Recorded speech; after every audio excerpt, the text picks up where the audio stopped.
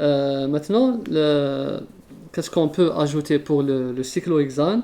C'est que il possède, donc là c'est une conformation.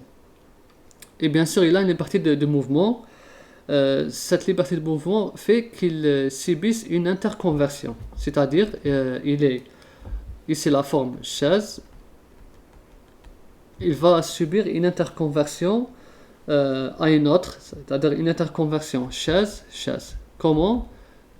Il va passer par un état intermédiaire qu'on appelle la conformation bateau. Puis il va revenir vers la forme chaise. Ici, la forme chaise, vous allez voir que les liaisons axiales ici, les liaisons axiales vont être équatoriales, vont être transformées toutes en équatoriales. Et les liaisons équatoriales vont être transformées en liaisons axiales. Donc axial, il va être converti en équatorial, et équatoriales vont être converties en axial. En passant par la forme bateau, la conformation bateau, elle est instable.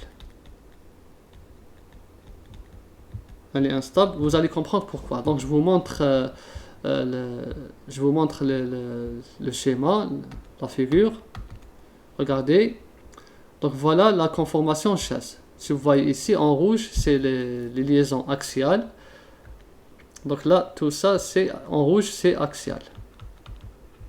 Et en bleu, c'est équatorial.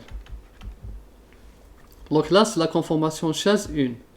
Elle va passer par la conformation bateau. Regardez, la conformation bateau, ça ressemble à un bateau, vous voyez. Donc ici, l'atome, on va dire l'atome 1 et l'atome 4. Donc l'atome 1, il est comme ça, et l'atome 4, il est en haut. Donc ici, on n'a qu'un seul atome qui va vers le haut. Donc l'atome 1, il reste comme il est. L'atome 4, il va vers le haut. Et on aura cette forme bateau. Ensuite, pour avoir, c'est-à-dire comme cette conformation bateau, elle est instable, donc le carbone 1 va redescendre vers le bas. Le voici le carbone 1 et le carbone 4. Vous voyez, donc on a le 1, il va vers le bas, et le 4 vers le haut pour obtenir la conformation chaise 2. Et là, si vous remarquez, tout ce qui était axial, il devient équatorial. Et tout ce qui était équatorial, il devient axial. C'est la même chose. Ce qu'on peut ajouter, pourquoi, la question qu'on se pose, pourquoi la conformation bateau est instable? Ben, vous pouvez deviner, regardez ici. Regardez, les liaisons CH sont éclipsées. Donc là, on a une tension de torsion. Ici, la tension de torsion due à l'encombrement stérique, tension de torsion augmente. En plus, on a les deux H ici, si vous voyez, ces deux H sont très proches entre eux. Comme ils sont très proches, donc on aura un autre encombrement stérique. Donc ici, j'ai l'encombrement stérique 1,4 et l'encombrement stérique du plan moyen. Vous voyez, donc ici la tension de torsion, elle est due au carbone C3, C4, non plutôt C3. Elle est due à C2, C3, C5 et C6. Donc là, c'est le plan. Donc ici, c'est la forme éclipsée.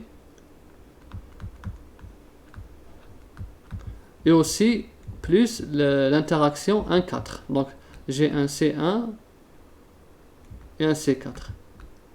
Donc là, c'est un encombrement. Donc j'ai un encombrement stérique dû aux hydrogènes attachés à ces carbones.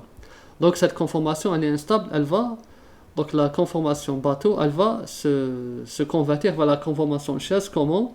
Le carbone 1 va descendre vers le bas. Donc voilà les conformations chaises qui subissent une interconversion. Et cela, on le remarque dans les cyclohexanes substitués. Dans les cyclohexanes substitués, c'est-à-dire là, j'ai que des H. Mais si je remplace un H par le CH3, forcément, le cyclohexane va adopter une conformation de sorte à ce que le CH3 ne soit pas en contact avec un autre substituant ou bien un autre hydrogène.